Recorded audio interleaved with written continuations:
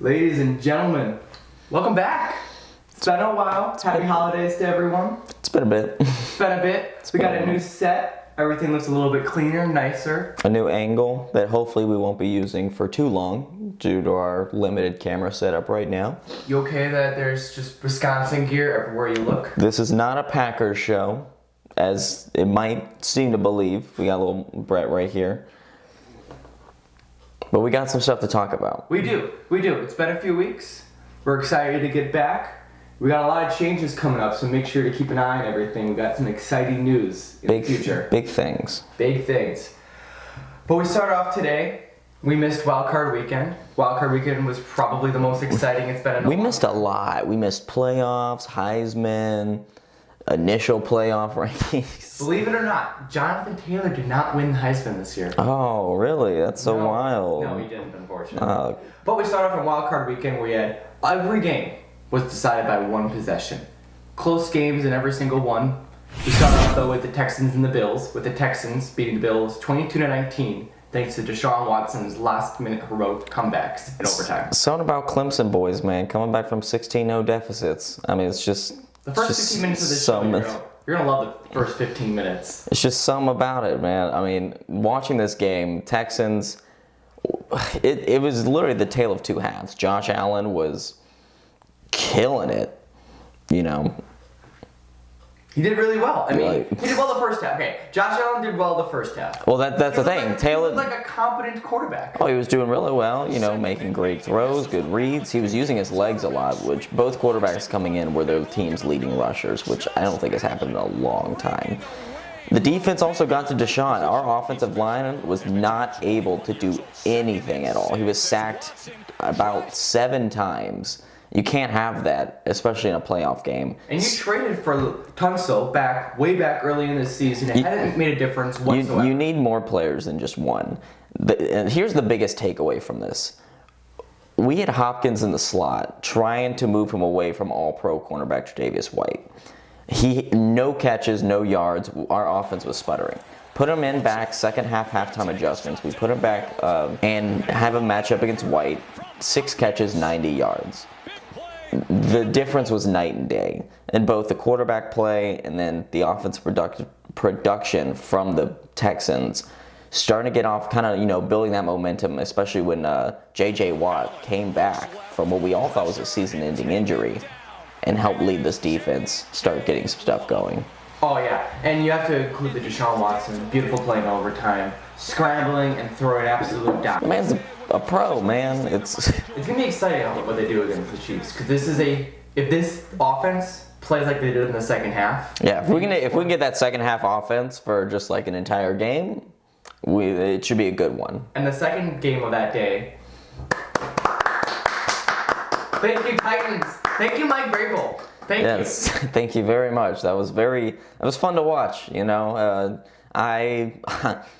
I audibly laughed on that last play that we will get into, but I made $40 because of that game. Yeah, it was great. So the Titans, if people aren't aware, the Tennessee Titans ended up. Yeah, if you're not aware by now. Yeah, the Tennessee Titans beat the New England Patriots 20-13 after stopping Brady in the fourth quarter. I think when Brady got the ball with 5 minutes left, everyone was expecting. I was expecting it. Here we go. Brady's going to go drive down the field. He's going to score the game-winning touchdown. But that's what goes back to what their problem has been this entire season. Lack of offense. This is going to be if they don't win this game. Yes, Brady's not the same quarterback he was. That's a touchdown. And we get that. But he's still a great quarterback. Who's their running back? It's Sony Michel, and I don't think he ran anything longer than 4 yards that game. It's still a running back by committee for them. Never have a Patriots back as your fantasy football running back. I learned that the hard way. Okay, but like LeGarrette Blount back in the day, he was still like a really good running back for the Patriots. James White, Brady's always had a good running back, so that like the defense isn't like, oh, Brady's gonna throw this play. You gotta have like some form of balance, and there was no balance this game. Brady ended up throwing the ball 37 times, while Sony Michel only ran it 14. That's not balance. The also problem was, you know, the Patriots must seem to have forgotten that Derrick Henry was in the league. 34 carries, 182 yards, and a touchdown. 205 yards of total offense. I mean, he ran them over. Oh my God! The last drive where Tennessee ended up taking the lead, He had 75 rushing yards on 75 yards on a 75-yard drive. All they did was run hand the ball off to Henry, and it worked. And they couldn't stop him. And then, of course, Belichick being out Belichick in a beautiful fashion, running a minute and 15, minute 45 off the clock because of the same stuff that happened several weeks prior, and Patriots win against the Jets. And then, of course, the pick six. The pick six. First of all, fantastic, beautiful punt. Beautiful punt to set him up at the 1 yard line. I mean, kickers are people too. Pat McAfee would be very proud. And then you just set up that wonderful ending to put the Titans over there. So that was great. And this also coming off a week where they shouldn't even have been in this game if they had not lost to the Miami Dolphins. It's magic. Way to destroy the tank. Dolphins. All they needed was a top 3 pick to get Burrow, and they failed, and they're number 5 now. Yes, they could get Tua though. Remember when Tua's we talked about the Dolphins is one of the worst teams in the league, and then they end up winning 5 games. And they beat they beat more playoff teams than the Bills did. That is true. That is true. It's pretty sad.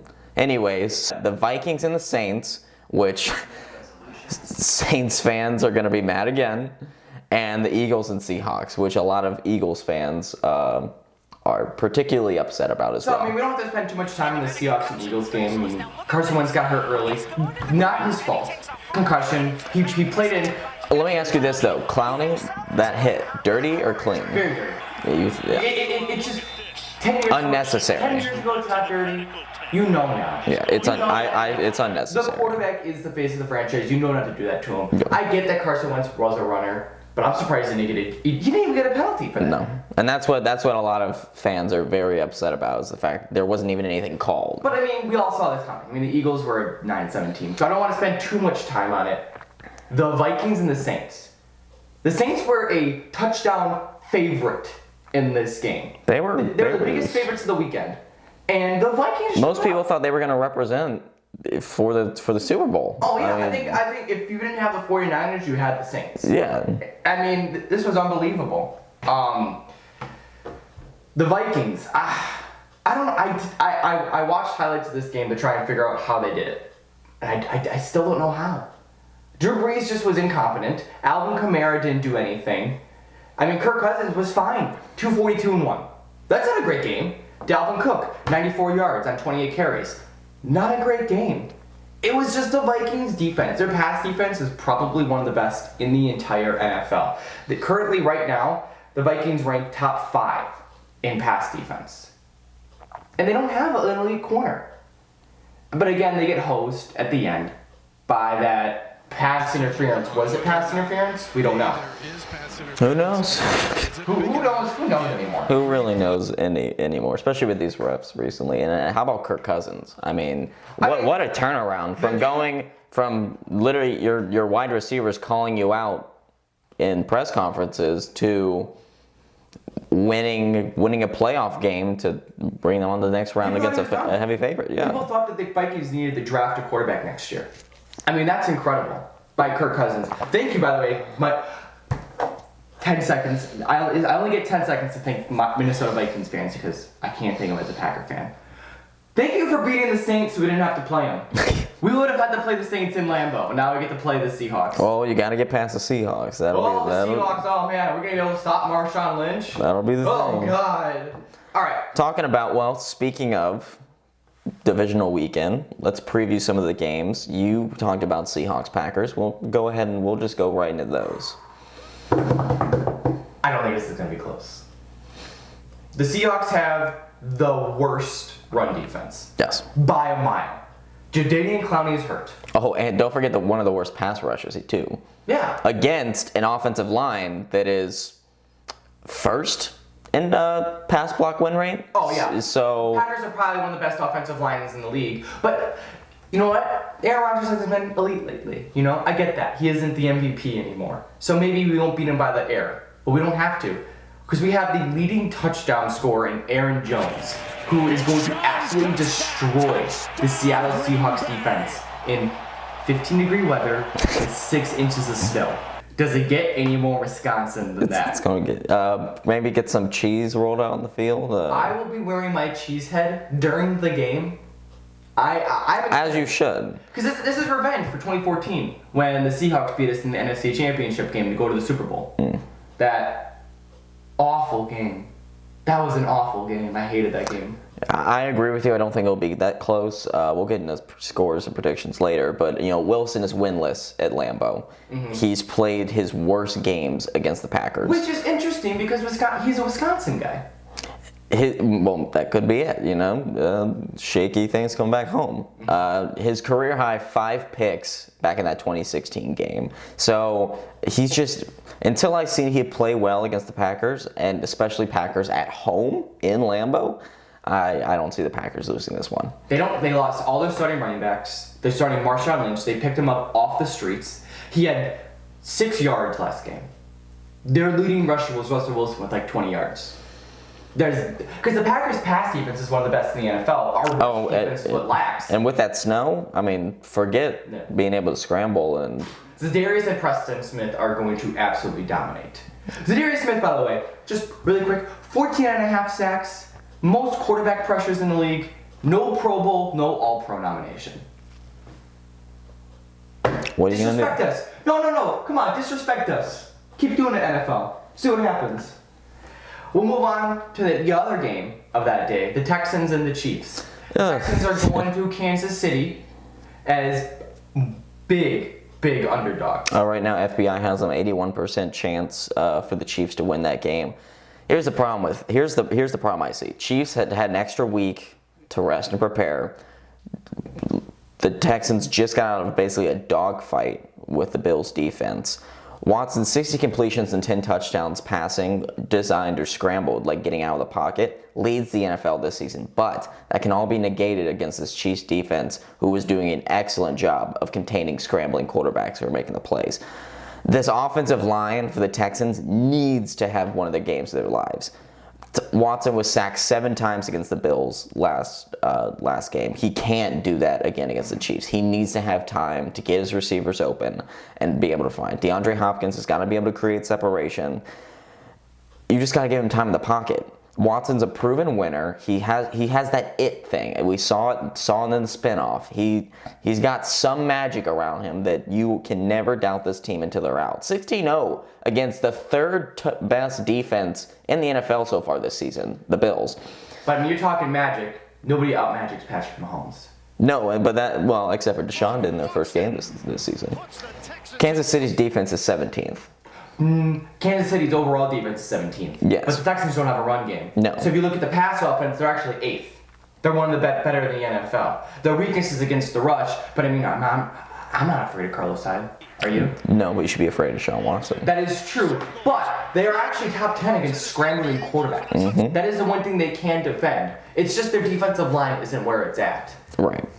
This is the most balanced Chiefs team I've seen in a long time. Last year, the weaknesses, they didn't have any sort of pass defense whatsoever. So every game that they played, Patrick Mahomes needed to throw 5 touchdowns. Now, Patrick doesn't have to. He can relax. He can be more balanced. They got Damian Williams and LaShawn McCoy in the backfield. This is probably the game I'm looking forward to most this weekend because this is probably going to be the most high scoring and shootout.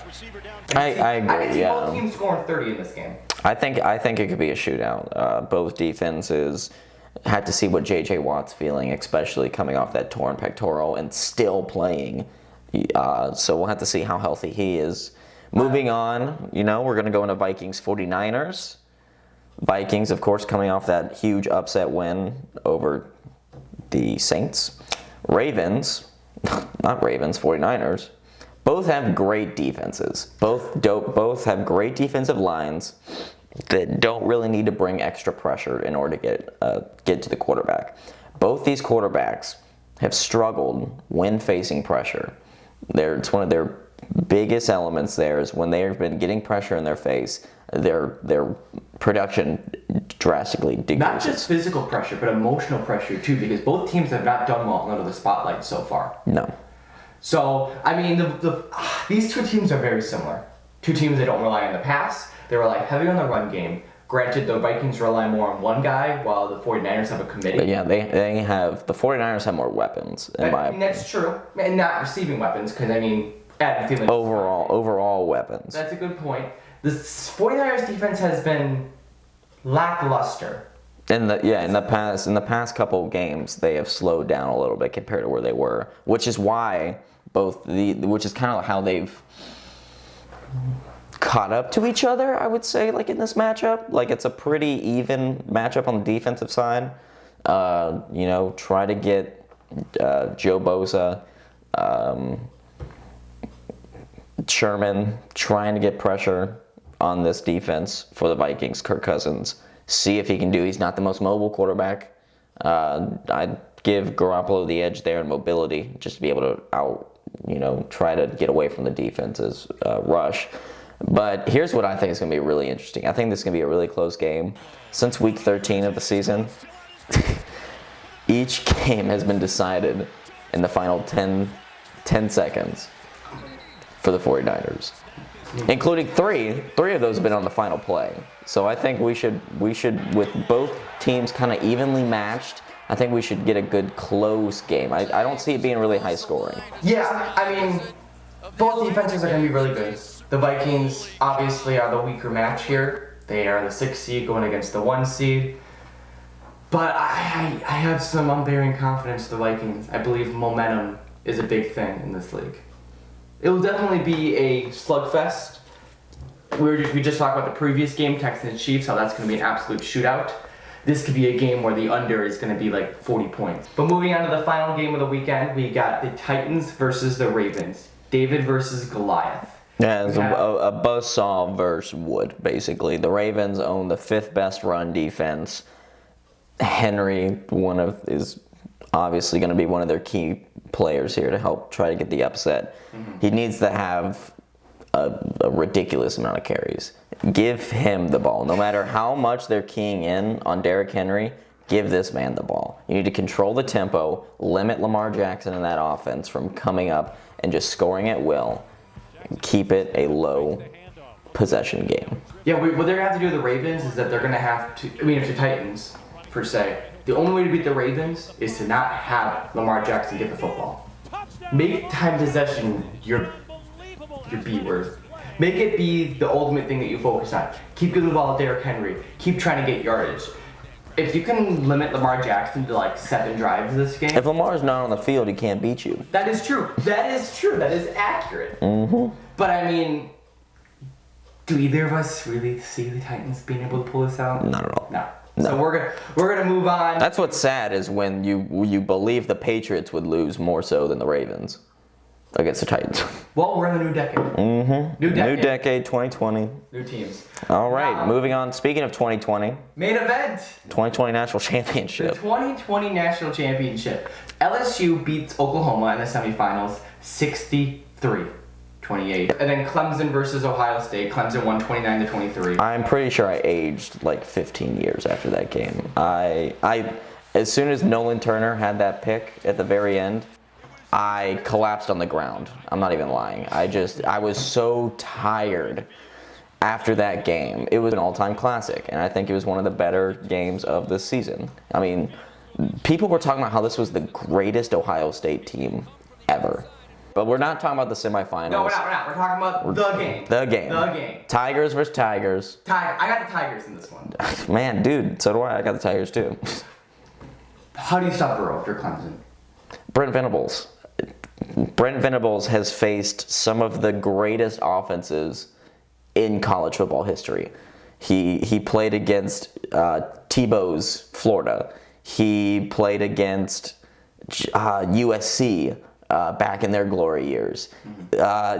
Tua last season, people talked about how this was the greatest, literally. Besides LSU this year, last year, it was people talking about how Tua in this Alabama offense is the greatest offense that had ever been created. 16 points. Brent Venables, when he has time, he is the best defensive coordinator of this country. I think that if he has 2 weeks to prepare for this game plan, they're going to move the ball. We're not going to stop LSU. They are ridiculous. Seeing those throws in that Oklahoma game, Oklahoma is not a great defensive team, but my God. The one thing I think you have is that if you notice and you watch that game, all of their touchdowns usually came from like 30 yards out. It was usually like bombs, or they didn't get to the red zone. When they get it, when we're against SEC teams, even the teams that they blew out, they struggled in the red zone, resorting to field goals. And that's the key here, is to limit them to field goals, just like what we did with Ohio State. If Ohio State scored on any one of those 3 first possession drives, that game's over. No, it is over. That while people want to complain about the calls, that was the game right there. The fact that they couldn't do anything in the red zone and they were forced to field goals. If we can force them into field goals, they're going to move the ball up and down all day. It's just going to happen. I'm going to be very frustrated, but even though I know it's going to happen, but it's going to happen. I think it'll come down to defense. This defense for LSU hasn't seen an offense like this since Alabama, and they put 40, over 40 points on them. I don't think it'll be a 40-point game. That'd be great if it was, but I think they could get exposed a little bit. You saw CeeDee Lamb and some of those wide receivers for Oklahoma run right past some of those cornerbacks, and it didn't matter because Jalen couldn't get the ball to him accurately. I think Trevor Lawrence with his legs, I think they're going to be keyed in on that, especially seeing it after Ohio State, and that's going to leave some running lanes for Travis Etienne. Needs to have the best game of his career. There's a good chance because LSU doesn't have the best run defense in the SEC. The national championship is decided by the offense as of late, not the defense. So sometimes in college football, if we're talking NFL, I understand the more complete team wins games, but in college football, where games usually come out to shootouts, it's whoever has the better offense usually. And I believe that's by LSU right now, but I think this is going to be the closest national championship in a while, and we have seen some amazing national championships in the last decade. This LSU team has that thing of destiny going on right now. It's in the Superdome, but man, sometimes destiny doesn't work out. I remember back in 2015, we had that destiny season. There was a lot of things that lined up with our 1981 season that were like, oh, this is it. Didn't happen. We barely lost to Alabama. I think the pressure, Joe Burrow has not felt any pressure at all this season. If we can generate some pressure, try to bait him in, and Isaiah Simmons confusing him with those looks, we need him to turn the ball over at least 2 times. We need to negate those possessions. I'm really interested to see who you pick in that game. Oh man, yeah. I can't wait. Before we get to our picks, we're gonna definitely. Who's? We're gonna do a little segment here. We had a coaching carousel in the NFL. There are 5 open jobs, and we're gonna talk about every single one just for the tiniest bit. Get quick opinions, and we're gonna see if they're gonna last more than 2 years. All right, quick. Dallas Cowboys hired Mike McCarthy, your boy, as we can clearly see. Perfect hire. Took a year off. His problem with Aaron Rodgers, he didn't do new analytics. He didn't adjust to the new age. Took a year off. Didn't go to ESPN, didn't go to the media, stayed by himself, figured out the new analytics. He is the quarterback whisperer. He will be able to figure out how to use Dak Prescott for sure. That'll be the biggest thing, is how he can use those weapons, because that was the biggest thing for them this year, is that their star players weren't impacting the game at the moments that they needed to. Does he last more than 2 years with Dallas? I don't think so. I think he's going to get fired immediately. I don't think he's going to get fired. I think it's a placeholder. I think that they're waiting for a Jason Witten, He won a Super Bowl. He won a Super Bowl, but this guy for the next 10 years. Are you kidding me? He's going to be lasting a long time. He may get to a Super Bowl with Dallas, and I'd be fine with it. We'll move on to the Washington Redskins, where Ron Rivera signed a mega deal. Former Carolina Panthers head coach after struggling for a few years. Quick thoughts? Yeah, he's going in a culture overhaul. He is not committed to Dwayne Haskins at all. May want to bring his own guy in free agency. The man took away their ping pong table. He took away the ping pong table. He took away the ping pong table. How dare he? But this makes no sense. Well, here's the problem I also see. He hired Scott Turner as his offensive coordinator.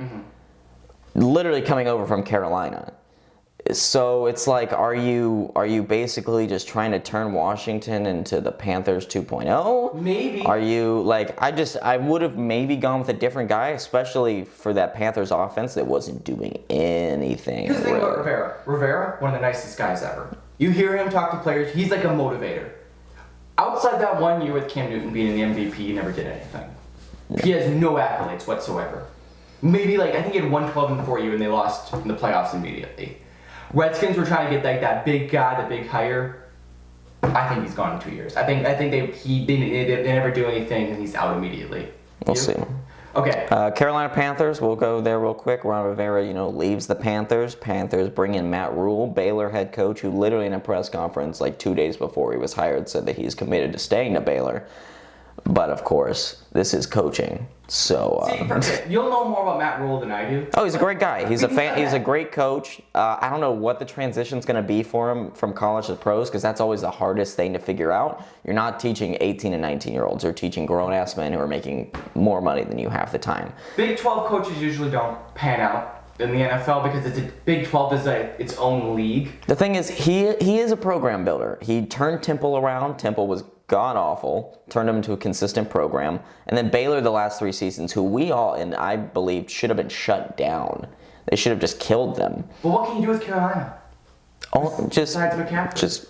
His first season with Baylor, he started out 1-11. Second season, 7-6 with a bowl win. And then this year, he took them 11-3 and lost in the Sugar Bowl to Georgia. Now, that's the problem, is that you lose to Georgia, who didn't have any of their stars at all. Most of them sat out or couldn't play because of issues. I just don't know. You think he's gonna last? I think he could be like a trendy hire, but not pan out. I see him as like a Jason Garrett, where they spent so much money on him. That's another thing. They're paying this man like $70 million. $70 million. For a first-time NFL head coach. They bought out his contract at Baylor, which was $6 million. Yeah. They have to keep him. They have to keep him for a long time, even if it doesn't work. But the last hire. And then Cleveland Browns. No, Giants. Oh yeah, Giants. Actually, yeah, Joe Judge. So New York hires the trendy coach Joe Judge. Who's Joe Judge? Have you heard of Joe Judge before 2 days ago? I had not. Oh, Joe Judge. He was he was Saban's special assistant. Stop. And he was the Patriots. He was the Patriots wide receivers coach and special teams coach. I can see why people are upset that more African American coaches are not getting chances, and yet we have these guys. No offense to Joe Judge. I don't know anything about him as a person. I have looked up Joe Judge the last few days, watched a couple of press conferences with him. I really like him. I really, really like him. Here's the thing. The Giants wouldn't have hired this guy if they really didn't believe in him, because his credentials are nothing. Oh, I would question the Giants' ability to hire, considering they're thinking about Jason Garrett as their offensive coordinator. Jason Garrett's a fine offensive coordinator. He's not a good head coach. He's fine. He developed Dak. Does Giants want fine? He made Dak a great quarterback. Joe Judge, okay. He has been behind two of the best organizations ever. He has more rings than you and me can even imagine, combined with Alabama and New England. I think he has more rings than Bill Belichick. I mean, yeah, but that's also like being like you are the second. You learn something though. It's like you are the second string kicker on a dynasty. There's a reason Bill. You got rings. No, there's a reason but what'd Bill you Belichick do? Has a coaching trait. Mike Vrabel's a head coach of Tennessee, and he had no credentials besides knowing Bill Belichick. There's a reason. So is Bill Belichick really diving into the special teams unit? Whatever. And I think he's going to hire. I think Matt Rule's going to be. I think Joe Judge is going to be great for the Giants. I think he's going to turn the organization around. We'll see. Watch Daniel Jones have a great year next year. And of course, in the most Browns way as possible, all of these teams, somehow when the Cleveland Browns, everyone knew Freddie Kitchens was going to be fired, basically the 5th game of the season, they still haven't found a head coach. The Cowboys took a week to fire Jason Garrett, and they still found a coach before the Browns did. This is the most Browns thing ever. Here's the thing. Placeholder name, he'll be fired next year. It doesn't matter. It doesn't matter. Who knows? Josh McDaniels is being interviewed today or tomorrow. There's been reports of interest in Urban Meyer, but that's not going to happen. That is not going to happen. Moving in, we're just going to do a couple quick hitters before we get into our picks today. Mike Leach, hired from Mississippi State, leaving Washington State. Thoughts really quick? Well, this is a cowbell, for people who don't know. You got to ring that cowbell. I'm very confused. It came out of nowhere.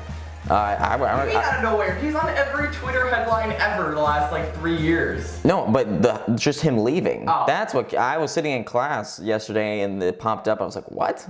Why leave Washington State, a team that's top 3 in the Pac-12, to a middle-of-the-road Mississippi State team? You know what's funny? The funniest thing is they were doing college football 150 anniversary interviews earlier this season, and they asked Mike Leach what was the worst visitor locker room that they've ever been in. Guess what he said? I'm guessing he said Mississippi State. He said Mississippi State. That's fine. John Beilein, head coach for the Cleveland Cavaliers, is now under backlash, apologizing for calling his players thugs. Man, he was trying to call them slugs. Oh, you're right. Slow-moving slugs. Oh, it wasn't racial at all. They have white guys on that team. Kevin Love's on the team. Is he on the team? No. No, he's not on that team. John Beilein, do you see him out next at the end of the year? It's not a good start at all. No. It's been reports that Colin Sexton and some of the young guys don't respond to him. Kevin Love clearly is not happy. It's just a little dumpster fire over there. I loved him at Michigan. He's not doing well in this NBA start. And Tua is going to the draft after suffering a hip injury in the middle of the year. Tua, the player in the draft. The weird thing is, after that championship game against Georgia, what were the expectations were this man is going to run away with the Heisman. This man's going to win every national championship in the next 2 or 3 years. This man's going to be the greatest player of college football history after we saw him as a freshman. It didn't really pan out that way. Injuries shortened him a lot. 3 different injuries throughout the course of his career in 2 seasons as a full-time starter. Was blown out in the national championship game, the one he did have a chance to fully control by Clemson. He didn't have a terrible career, but it just kind of seems like a little bit of a letdown. It's not a letdown. It's just, I think he did really well. It's just, he's injury prone. It's just bad luck. I think this is a cowardly move by him, thinking that he can't play another year. We'll get cowardly is a strong. We'll get more into Tua as draft season comes up in April, but I think this was a cowardly move, panicking, trying to get his money in. I think NFL GM's going to take notice. I could see Tua fall into the second round. I don't think he's going to leave the first round. I think he'll leave a second. But we are going to get into our picks, the main part of the show. Who is the smartest sports person? We're going to start first. Vikings 49ers. Saturday, January 11th, 4:35. It's going to be on NBC. 49ers, Vikings. Quickly, who do you got? 49ers. 49ers taking the Vikings for 2 reasons. Number 1, Vikings momentum coming off that great win against the Saints. Saints are a better team than the 49ers. And I'm not afraid of Candlestick.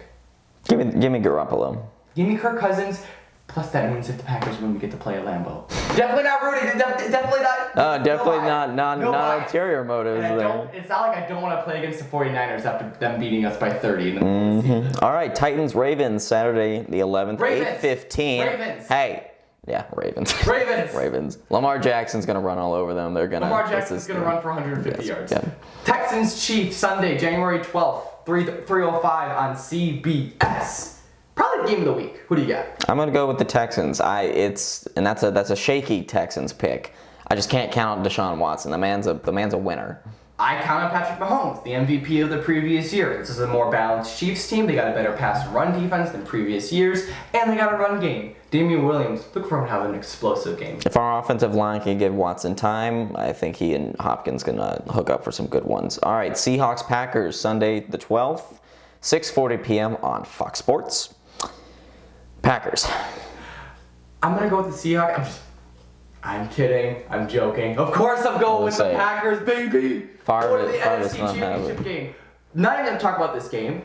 Yeah. Matt LaFleur. Last year the Packers were nothing. People thought that they were just done. We might be going to the NFC Championship game. What a year from the first year head coach. Not bad at all. Not bad at all. But yeah, Packers. Final game.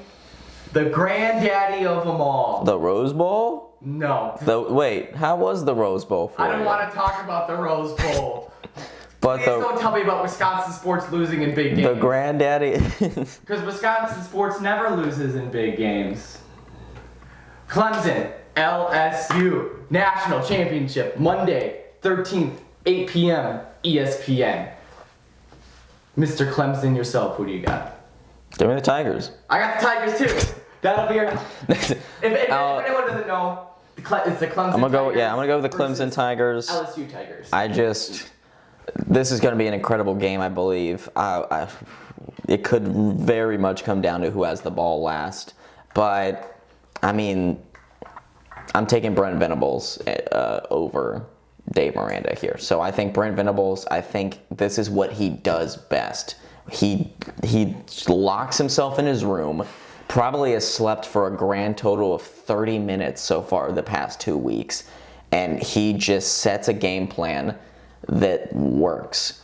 I'm picking Justin Jefferson and Joe Burrow, which is the receiver and quarterback duo for LSU. I'll do Justin Ross, T. Higgins, and Trevor Lawrence. Now, here's the thing. Ohio State limited those wide receivers, and mostly because they were banged up. Higgins didn't play majority of the first half. Sure. Ross was banged up. He got a couple of just big stingers. stingers. Who says he's not going to get banged up again? We don't, but they've had 2 weeks to get healthy, 2 weeks to come back at it. You bet you know that they're not happy about that performance, especially against that kind of talented secondary. They want to prove themselves to the NFL community before they most likely leave for the draft. So, and also Ohio State's LSU's corners are great. Ohio State's corners are better. I just think that they played a tougher defense, and to be able to do that, 4 plays, 94 yards on the game-winning drive against the number 2 overall defense in the country. Lawrence hasn't lost a game. That's true. He's been there on that stage. I'm going to take that. Now, granted, of course, that basically means nothing because everyone said, oh, Lawrence won't, it'll be too much for Lawrence last season. You salty Clemson It'll be fan. too much Get for over Lawrence yourself. last season. So I don't think that experience really matters, but Joe Burrow it's going to be a game. may not be the best quarterback in the NFL next year. We don't know. Is he going to be the best prospect? We don't know. I can tell you he's the best quarterback in college I've seen in a long time. He knows how to play this game. He knows how to expose defenses. I think Joe Burrow's going to have a career day against Clemson. A career day? A career-defining moment game. Okay, well, that's different. I was going to say, 'cause I'm pretty sure his career day was against Oklahoma. And if you think that's going to happen against the Tigers, Against Clemson? if you think that's going to happen against that Clemson defense, you're surely mistaken. They're going to score some touchdowns, but it ain't going to be another Oklahoma game. I hope. I'm just an idiot spouting I sports so nonsense. hope. Please don't let this be an Oklahoma Next week game. we'll see whether or not Wyatt will be happy or not on the show at all. Non-existent whatsoever. Just a motionless body of nothing. I've gotten better over the years. I've been able to handle losses. Plus, I mean, we've been in the national championship 3 out of the past. What if the Texans and the Clemson Tigers lose? Man, it's just a game. It's just a game. And on that note, we're closing out episode 4. Thank you so much for watching this far. For Wyatt Wells, I'm Logan Windsor. Have a good day.